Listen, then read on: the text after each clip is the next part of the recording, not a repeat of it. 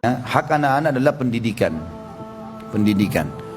Dan ini saya selalu sarankan Bapak Ibu sekalian, pesantren. Pesantren saya wasiatkan itu. Kalau enggak ada Islamic boarding school silahkan. Kita selalu jadikan pesantren ini seperti tempat pembuangan anak nakal ya. Itu yang sekarang diyakini oleh mayoritas masyarakat Indonesia. Yang didahulukan sekolah pemerintah. Bukan kita masyarakat sekolah pemerintah, tapi ini sekolah umum dengan sekolah agama. Nanti kalau nggak diterima di negeri baru masuk ke pesantren. Keliru ini. Dari awal tanamkan ke mereka, nah ayah sama ibu mau kau masuk pesantren. Pesantren itu diajar sholat 5 waktu di masjid, dihafalin Al-Quran, diajarin hadis-hadis Nabi SAW, diajarin mandiri dan dewasa. Jelas sekali ini, manfaatnya besar.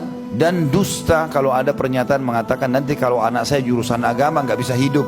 Itu akidahnya lemah sekali. Justru orang-orang yang berada di jalan Allah itu Allah akan bukain rezekinya gitu kan? Tidak benar sama sekali. Kami tidak pernah mendapatkan dai meninggal kelaparan, nggak pernah ceritanya. Tapi banyak orang tamatan umum mati kelaparan. Ini nggak benar ini. Syubhat yang tidak boleh sama sekali ada di benak kita. Syaitan yang membuat itu. Jurusan agama, agama bukan pilihan, agama kewajiban yang akan memandu dia menjadi orang baik, yang akan menjadi amal jariah buat kita, bukan materi umum. Umum itu bisa dia kursus. Dia sudah lulus pesantren, dia masuk S1 agama pun bisa sampingan kursus komputer, bisa sampingan kursus bahasa Inggris, bisa sampingan kursus manajemen. Saya dulu sambil ngajar di Makassar, sambil ngajar di kampus, sambil saya kursus manajemen. Saya bisa luangin waktu, malam saya kursus 2 jam, saya bisa belajar ekonomi. Saya kursus komputer bisa, saya kursus bahasa Inggris bisa. Gak ada sesuatu yang menahan. Tapi kalau agama nggak ada istilah kursus ini, susah.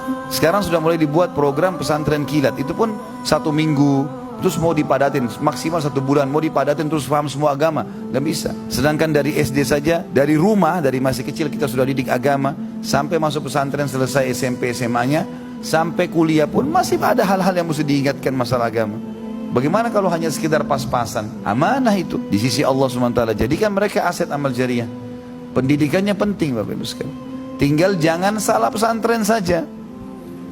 Harus ditahu, telusuri pesantren itu benar nggak, bagus nggak, ngikutin manhaj sunnah nggak, benar-benar. Jangan sampai salah anak kita.